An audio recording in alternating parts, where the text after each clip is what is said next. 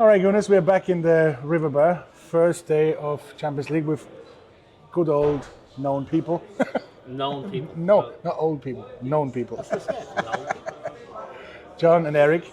First game in the Riverbar with Champions League, new season, and we had a 2-0 win.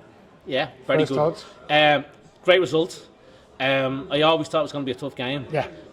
It's Atletico Club's first time in the Champions League in a long time as well. Yeah. They're at home. I was fortunate enough to see that stadium last year. It's a fantastic stadium. They're a very proud club, very proud fans. It was going to be a partisan atmosphere, and I thought they were up for it. They especially in the first half. I thought their pressing, their energy gave us a hell of a lot of problems. It took us a long time to come to terms with it. I never thought for a second they'd be able to keep it up for the whole 90 minutes. Yeah.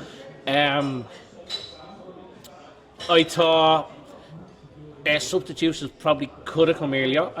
Now, in fairness, I probably would have done something a little bit different, but in fairness, the substitutions worked. They worked.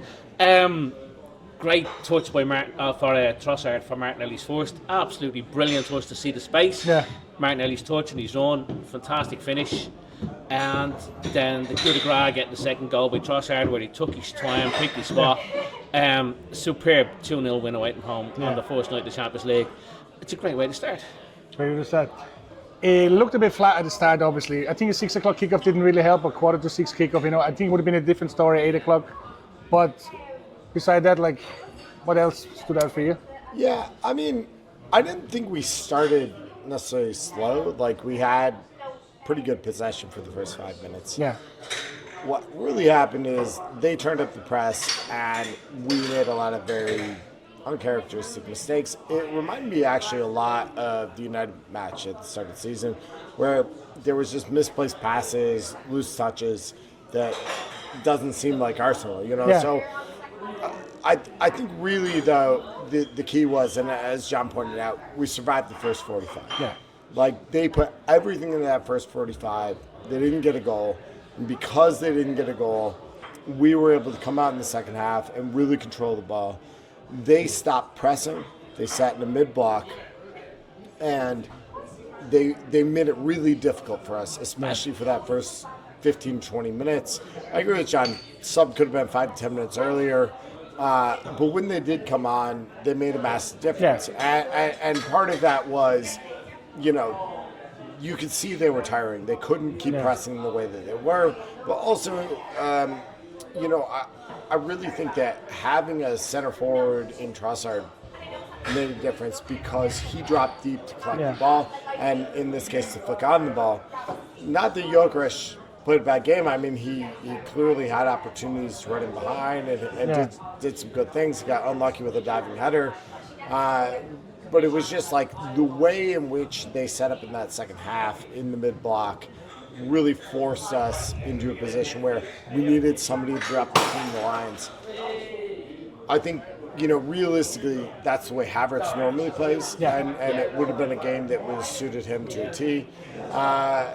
But look, it took us a half to get the grips on the game. Once we did, and once we started really passing it and keeping it sharp, we were much better than them.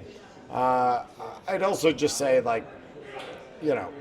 when we look at our defense, I mean, we should not take that for granted. We have played 5 games this season and given up 1 goal, which was a free kick from 30-plus yards. We're so good. This is what it looks. It looks so easy, and it makes it look boring in some kind of way. Look, even when it didn't, even when you get a bit nervous because they broke through the midfield, we managed to figure out a way. And the fact of the matter is that we have given up 1 goal this season in 5 matches, and it was a banger of a free kick. I'm fair play, but we were so solid defensively. I bet if you go back to the XG on this match, they had almost nothing. Yeah, that's what I'm saying. So, it wasn't, I wouldn't say boring a game, first of all. No, because there was no chances, no clear-cut chances, so it kind of looked a bit flat. We had, but they didn't, I thought it was a really, really intense game. I really enjoyed it. Yeah. It was exactly the game we thought we were going to see. Yeah. Again, you got to give Bilbao some credit for the way they approached the game, especially as I said, the first hour. They were intense, they were up for it, the fan base was behind them. But this Arsenal team, I've never seen an Arsenal squad this deep. I've never seen so many options from the bench. It's strength in depth seems to be the key this but year. But we need it. I mean, you've already seen it. Yeah, I mean, as Eric said, we're only 5 games into the season already. We're missing Odegaard, we're missing Saka, we're missing Havertz, we're missing Saliba, we're missing Ben White. But the bench is so. Never mind the first team we put on the bench, but on the pitch. But we've still got so much strength on the bench. That's what it's the strongest squad I've ever seen in my life. Yeah. And we were gradually able to get on top of them and just wear them down. And the substitutions made the difference. Yeah. We had that quality that they didn't. And that was the difference, I think. Yeah, definitely last year we didn't have that kind of bench, and we couldn't play like that, And there's so many games between the first game of the season and Christmas, you're talking 35 games. It's insane. And that includes international football. It's an incredible burden to put on a small squad. I always thought last year the squad wasn't deep enough. Now you're looking at the squad, and it's incredible how deep it is. It really is. It's actually and it's not just deep; it's quality deep. It's going to be hard, to keep. We were just saying, Musquera. If Saliba comes back, Musquera has to go to the bench. But we will keep him on the toes. That's what it is. Absolutely, you have somebody who can, he can get Saliba better. But I think, look, none of the players came in, didn't come in with open eyes into what the situation was at Arsenal. But the fact of the matter is that we have come into the season knowing that we're probably going to play 60 plus games. Yeah. And people are going to get their time. Some people started early in the season, haven't played. Martinelli came out today, made an impact. Trossard hasn't started a game yet. Yeah. And he came on and had a great role in that victory. So I really think that the way we need to look at the season is more about who's in the best position to make a contribution. Yeah. Form, health, etc. Because, think about the Forest match. Like Norgard, who's back healthy, didn't even make the bench. Yeah. And today he came on, 6 minutes left, and he was there to just make sure nothing else happened. Yeah. But he is going to play real minutes this season, and I also think that we should recognize that we started probably a stronger lineup than people thought this match. Yeah. Because we have Port Vale midweek next week. I would not be surprised if we had 11 changes for that. Yeah. Oh, we fully expect. Whereas this match, first game of the Champions League, at a place that was going to be difficult. I would compare it favorably to the Atalanta match last year in the Champions League, which we drew. And we found a way to win this one because we had strength and depth, strength and options, and we're playing guys into form and fitness. We're going to go to City or home and play City this weekend. And then you're going to see a whole raft of changes midweek because then we have to go to Newcastle. Yeah. So I think that you can clearly see we're going to manage the squad, and we're going to find ways to really focus on results, in a big way. And today was that, right? We didn't rotate because we were like, what if Calafiori's tired? We have 3 high-quality left backs. If he's tired, it actually makes it so unpredictable that we play the strongest thing that we didn't expect that you would, because you said, you wouldn't expect it. It's the first game of the Champions League. You're always going to go strong. But as Eric says, the strength and depth allows you to go strong and not worry about the next game. Unmentioned is Hincapié made his debut today. Yeah. Right? You barely saw him outside of running on the pitch, but the fact of the matter is between Calafiori, MLS, and Hincapié, we have 3 serious left backs. Yeah. Serious left backs. And the way I kind of look at it is, we can play Calafiori, and if he starts to break down, great, bring him out. We have 2 more. Exactly. And MLS already showed that he can play at the highest level. And, Hincapié was part of an undefeated Leverkusen season. So 100%. There's nobody in this squad that is just making up the places. And clever buys, because he's only on loan. We didn't spend on him this month. We might buy him next year. I think we will. But as I said, it's clever spending in some ways that we have him a whole season on loan. We only have to lay out. The whole summer has been about fixing what was wrong last year, and what was wrong last year was strength and depth. what we now have is serious strength in depth. Yeah. It doesn't mean we're going to win everything. It doesn't mean we're going to win anything. I mean, other clubs could go through the season injury-free. Unfortunately, that's not Arsenal's history. Yeah. But or reality. Or reality. But you're looking at the squad now and you're saying, holy crap. Yeah. There's going to be a lot of people pissed off because they don't even make the bench. And that's a testament to what Berta has done this summer. Yeah, but what it will also do, it will make the people on the bench try to go on. Like, you know, Martinelli coming on today, you've seen he went out with a point to prove. You know, maybe, look, 30 seconds on, you know, he scores a goal. But I think, like, he knows he's not going to be guaranteed playing on the left. Well, it's something we spoke about during the game. I definitely last season would have liked to see a little more of him through the middle. Absolutely, because he has that pace. Pace scares people. Yeah. He's not afraid of a physical challenge either. Yeah. I won't be surprised if we see more of him through the middle.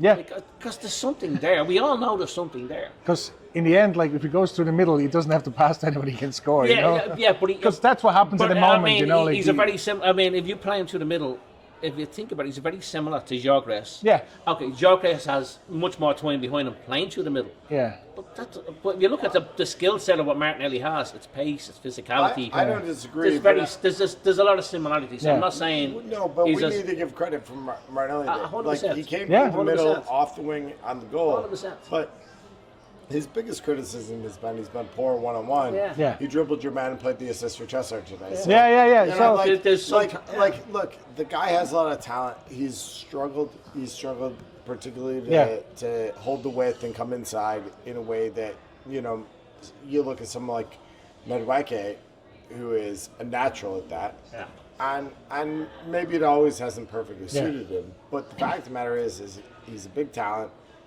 and we don't have to start him every game. Yeah. And that's the important point. Is I don't care where across the front line he plays. Yeah. The fact of the matter is that the competition for places at Arsenal right now is... And that makes everybody better. But it's probably the most extreme of any of the big clubs outside of Chelsea, where everybody's just a number and, you know, everything else. But like the fact of the matter is that if you're not doing it at Arsenal, you will not play because there is somebody else there. Yeah. And like, look, Eze didn't have a great game today. No. And the fact of the matter is Martinelli came out and scored a goal. Yeah. So don't tell me that the coaching staff and everybody there, including Eze, didn't notice that. Yeah, 100%. And it will make him better now. He will go into training now and say, the pressure's on me now as well. Like, you know, that's my point. We are acting like a big club. We have the depth, and we are going for it. And every single person in the club, including all the players, know that. Right. And they know exactly what's required from them. And that, to me as a fan, is all we can ask. That's all it is. We are going for it. The players know it, and that's it. You know. Coming back to the game today, obviously we talked about, but man of the match, if you would have to pick one. Who wants to go first? You go first. It's tough. I think it is, because they all played. I'll go first. Reasonably good. Okay. I'm going to go, because of the first half. We were under a lot of pressure in the first half. I'm going to say captain's performance with Gabriel. I thought he was a leader on the pitch. We were under a lot of pressure, especially in the first half, and I thought he exemplified what we needed. He fought for everything, and he led from the shout. So I'm going to go with Gabriel. Actually, with Gabriel, I think it's kind of like he plays that solid all the time. Actually, when he has a good game, you don't even recognize it, but you expected it from him, you know. Yeah. So definitely a good thing. No, I agree. I was going to say Gabriel. For a point of conversation, I'd say Jurriën Timber. Yeah. Like, the thing about Jurriën Timber that amazes me is, like, you know, everybody talks, was it a 7 out of 10, an 8 out of 10? Yeah. Like, what is performance? I'm like, I don't know. Jurriën Timber shows up on the pitch every week, and he plays just like himself. He's so consistent. He's so intense.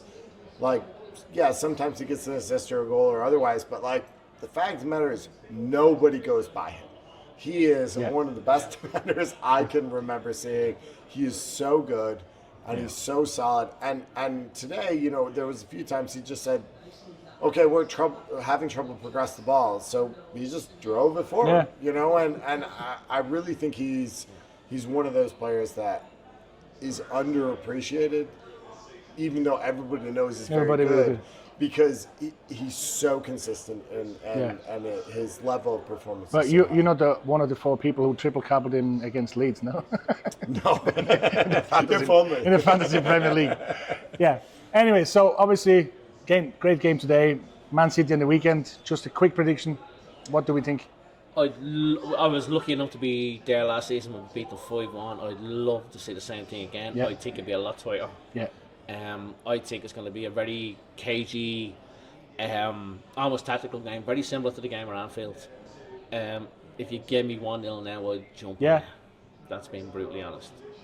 Yeah. Well, look, we as I said, we conceded 1 goal in 5 games now and scored 9 goals. I And think. they're going to come to our place Oh, to they prove will, a yeah. point. To prove a point compared after what happened last season. I just think it's going to be a very tactical game. Yeah. And I'm hopeful we come out on the Yeah.